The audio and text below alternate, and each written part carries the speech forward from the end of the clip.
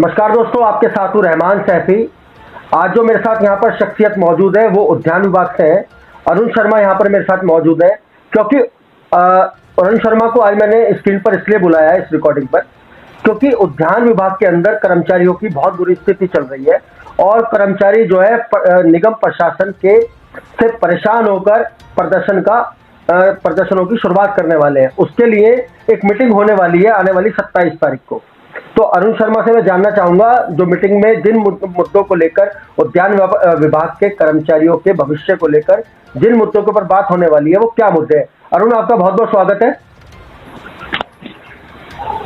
नमस्कार रहमान सैफी जी, बहुत बहुत धन्यवाद इस संगोष्ठी में शामिल करने के लिए।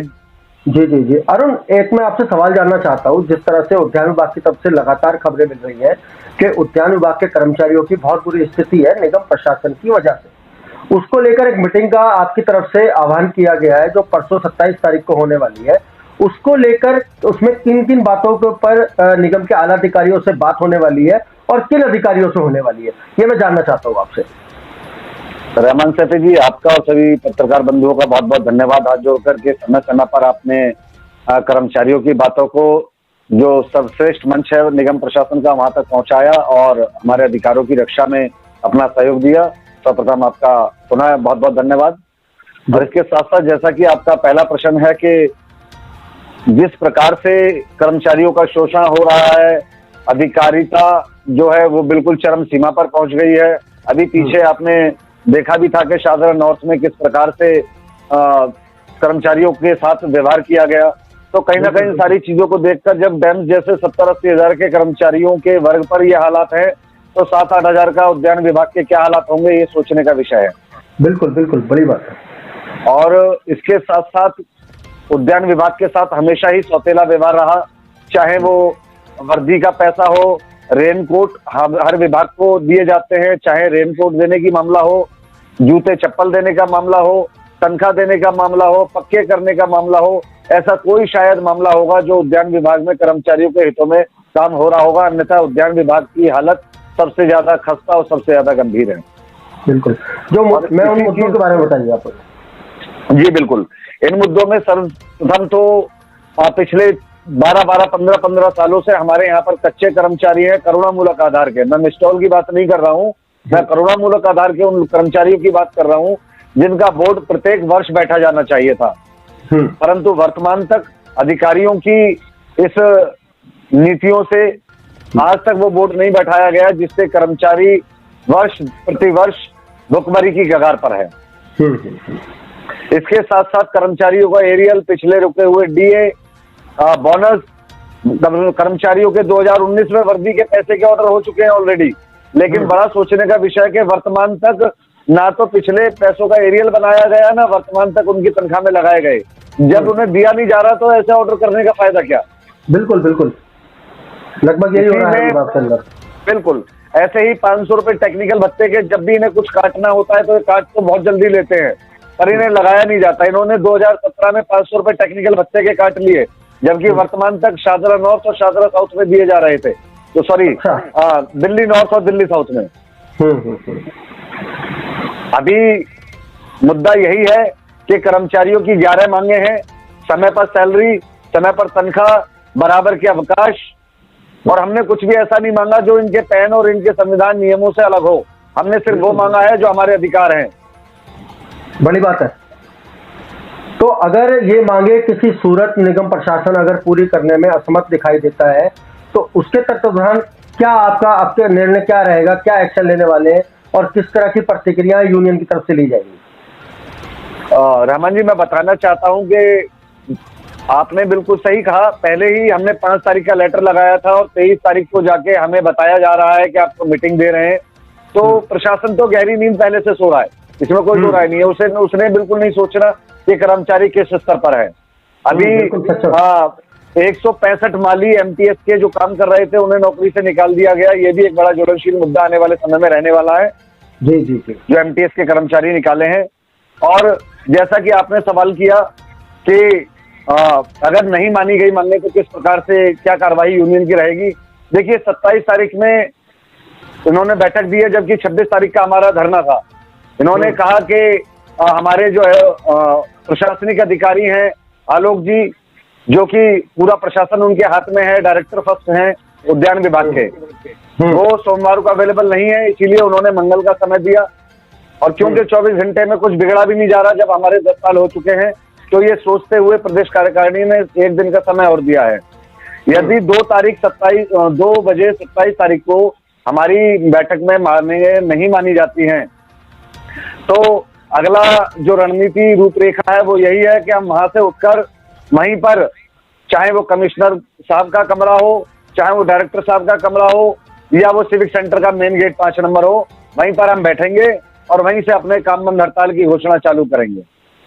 मैं ये देखता हूँ अरुण हमेशा कि जब काम की बारी आती है तो उद्यान विभाग के कर्मचारी को एक गधे के माने पेल दिया जाता है काम में, कि ये काम वो काम। अगर वो काम करने में असमर्थ दिखाई देता है तो उसको फटाफट वहां से निकाल भी दिया जाता है। काम करवाने में तो निगम के अधिकारी जो है सबसे आगे खड़े हुए पाए जाते हैं, और जब तनख्वाह की और बाकी लाभांशों की बारी आती है तो ये बहुत गहरी नींद में सो जाते हैं। इसको किस नजर से देखते हैं आप? मैं इस पर ही प्रकाश डालते हुए रहमान जी बताना चाहता हूँ, अभी पीछे आपको याद होगा 2-2.5-3 महीने पहले दिल्ली में एक बहुत भयंकर तूफान और वर्षा हुई थी, जिसके चलते इंडिया गेट और संसद मार्ग का जितना इलाका है, जो कि नगर पालिका परिषद में आता है, जिसके लिए दिल्ली सरकार और केंद्र सरकार से अलग बजट होता है, उतना सब कुछ होने के बावजूद भी पूर्वी दिल्ली नगर निगम, उत्तरी दिल्ली नगर निगम के कर्मचारियों ने वहां जाकर रात भर इंडिया गेट का जो सर्कल है, जो वहां मंत्री सारे बैठते हैं, जहां प्रधानमंत्रियों का आना जाना रहता है, जहां राष्ट्रपति आते जाते हैं, वहां पर जब काम करवाने की बारी आती है तो मरने के लिए उद्यान विभाग का आदमी होता है जो वहां पर पेड़ छटाई करता है। लेकिन जब ये उद्यान विभाग का आदमी दर की ठोकरें खाने पर मजबूर होता है, 4 दिन अगर ड्यूटी किसी कारण से नहीं आता या और भी कोई कारण होते हैं, तो तत्काल प्रभाव से नौकरी से निकाल दिया जाता है। और ऐसे कम से कम 10 केस हैं जो 4-4, 5-5 दिन आदमी नौकरी पे नहीं आ पाया किन्हीं कारणों से, और उन्हें नौकरी से निकालकर आला अधिकारियों ने अपने सगे संबंधियों को भर्ती करने का जो खेल रच रखा है, इस पर भी कहीं ना कहीं ध्यान देने की आवश्यकता है। और यूनियन आपको विश्वास दिलाती है, जी बताएं। नहीं, आप बताइए, बात पूरी कीजिए। यूनियन आपको विश्वास दिलाती है रहमान जी, आपके माध्यम से सभी कर्मचारियों को विश्वास दिलाती है कि अधिकारियों द्वारा किया जाने वाला कोई शोषण बिल्कुल बर्दाश्त नहीं किया जाएगा। यदि पक्का होने की बारी आएगी तो अरुण शर्मा पक्का हो या न हो, सभी कर्मचारी सीनियोरिटी के हिसाब से पक्के होंगे। और ये शर्त सबसे प्रथम में ये बात रखी जाएगी कि जितने भी कर्मचारी हों सबको सीनियोरिटी के आधार पर पक्का किया जाएगा। जैसे प्रोग्राम के शुरुआत में ही आपने एक बात कही कि 7 या 8 हजार का उद्यान विभाग है पूरा। 7 या 8 हजार का आखिर क्यों है? क्योंकि वार्ड तो बराबर है, पार्क भी बराबर है, काम भी बराबर है, तो इतने कम कर्मचारी क्यों है इस विभाग के अंदर?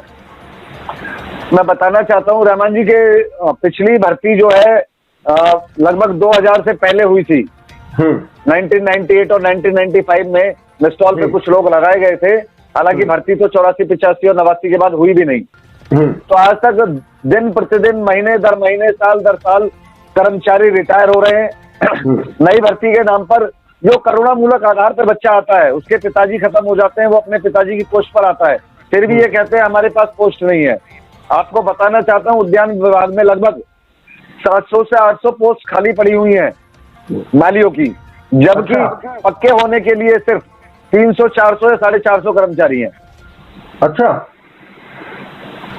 एक चीज और है, जिस तरह से आप कह रहे हो कि तनख्वाह को लेकर, मतलब पैसे से मुतालिक बहुत सारी चीजें हैं यहाँ पर जी। लेकिन हम ये देखते हैं कि उद्यान विभाग के अंदर हमने ये पिछले कुछ सालों में ये भी देखा कि बहुत बड़े बड़े भ्रष्टाचार हमारे सामने आए हैं।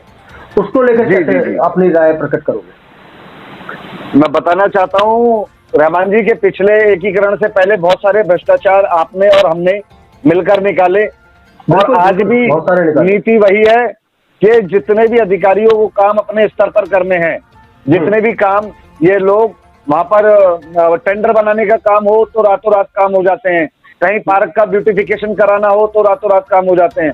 लेकिन यदि किसी कर्मचारी का काम करना हो, आपको बताना चाहता हूँ, क्यों बता रहा हूँ ये बात, इसमें भी एक राज है कि पिछले 18 तारीख को वेलफेयर मेजर स्कीम के बोर्ड में लगभग 90 कर्मचारी लगने थे, और 18 तारीख को बैठा हुआ बोर्ड आज तक क्लियर नहीं हुआ, 1 महीना होने जा रहा है। पूछते हैं फाइल कभी एडिशनल कमिश्नर के पास है, कभी कहीं है। ऐसे ही हमारे यहाँ चौधरी बनाए जाने थे, उनकी भी फाइल बनी बनाई है पर आज तक नहीं हुई है। तो जहाँ कर्मचारियों के हितों की बात होती है वहां फाइलें पास नहीं होती हैं, जहाँ बजट की बात होती है, जहाँ ठेकेदारों से पैसा आना होता है, जहाँ इनके कमीशन बंधे हुए हैं, वहां पर ये लोग काम करते हैं, ऐसा हमारा मानना है। ठीक है अरुण, और उद्यान विभाग के कर्मचारियों को आने वाली इस मीटिंग के लिए क्या संदेश देना चाहोगे आप? मैं तो यही कहना चाहूंगा सभी कर्मचारियों से, सभी साथियों से कि आने वाली 27 तारीख को 2 बजे का मीटिंग का समय 16वीं मंजिल पर मिला है हमें, और वहां पर सभी साथी पहुंचेंगे। मैं सिर्फ पदाधिकारियों की बात नहीं कहूंगा, कोई भी साथी जो हमारे साथ हैं, उद्यान विभाग में कार्य करते हैं, वो खुद पहुंचे और अपनी आंखों से स्वयं देखें कि यूनियन किस प्रकार से संघर्ष कर रही है, संघर्षरत है, और यूनियन के संघर्ष में वो अपना हाथ बढ़ाएं। यही मैं तो उनसे प्रार्थना करना चाहूंगा कि समय पर 1:30 बजे तक वहां पहुंचे और यूनियन के साथ बैठकर बैठक को सफल बनाएं। तो दोस्तों ये थे हमारे साथ तरुण शर्मा, जिन्होंने अपनी पूरी जानकारी हमारे तक पहुंचाई है कि उद्यान विभाग खाली सफाई कर्मचारियों के साथ नहीं, खाली इंजीनियर विभाग के कर्मचारियों के साथ नहीं, उद्यान विभाग के कर्मचारी भी इसी निगम के कर्मचारी हैं, जिनके साथ इतनी भारी मात्रा में कुठाराघात बराबर निगम प्रशासन के द्वारा किया जा रहा है। तो दोस्तों मिलते हैं आपसे इसी खबर को आगे बढ़ाते हुए अगली खबर में। जब तक के लिए जय हिंद, जय भारत, जय संविधान।